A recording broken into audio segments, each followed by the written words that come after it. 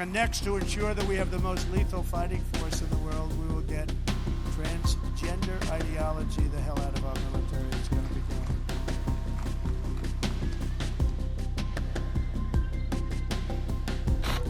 Transgender Americans in the military are facing another setback.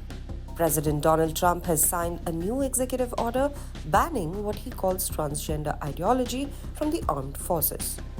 So what happens now? US President Donald Trump has signed an executive order aimed at removing transgender ideology from the US military. Announcing this at a Republican congressional retreat in Miami, Trump said, "To ensure that we have the most lethal fighting force in the world, we will get transgender ideology the hell out of our military." And next, to ensure that we have the most lethal fighting force in the world, we will get transgender ideology the hell out of our military. It's going to be gone. In addition, we will stop our service members from being indoctrinated with radical left ideologies such as critical race theory. We're going to stop it. It's already been stopped. It's already been halted, totally halted. And finally, we will offer full reinstatement to any service member who was expelled from the armed forces due to the COVID vaccine mandate. And we will restore them to their former rank with full pay. This executive order follows a history of policy reversals on the inclusion of transgender individuals in the armed forces. While the full details of the new order have yet to be published, a White House official traveling with the president stated that it involves eliminating gender radicalism in the military.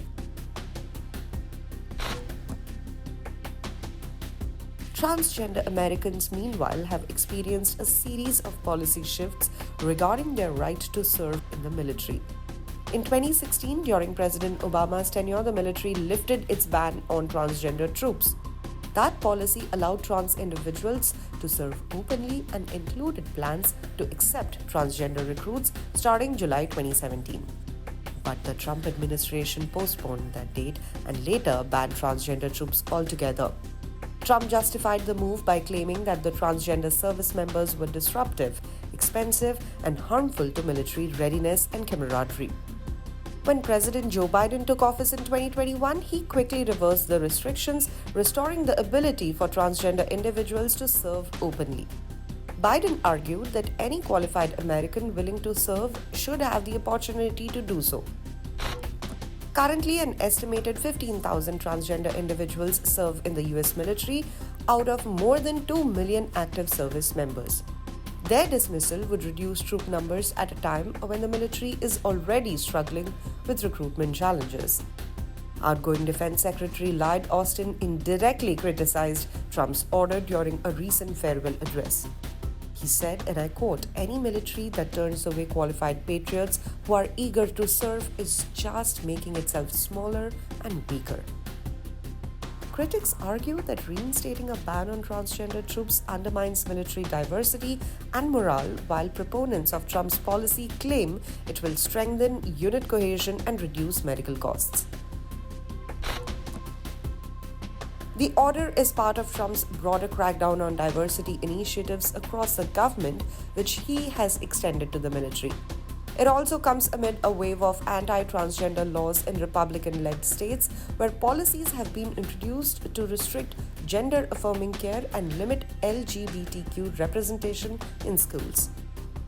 This decision reflects a larger cultural battle over transgender rights in the United States. It underscores the ongoing divide between Republican-led policies and efforts by Democrats to expand LGBTQ protections. It underscores the ongoing divide between Republican-led policies and efforts by Democrats to expand LGBTQ protections. So what's next? The exact details of Trump's executive order remain unclear, but its implications for LGBTQ rights in the military could be significant. The policy's publication is expected to reignite debates over equality, military readiness, and the treatment of transgender Americans in the armed forces. As Trump begins his second term in the White House, these actions highlight the sharp policy differences between his administration and that of his predecessor.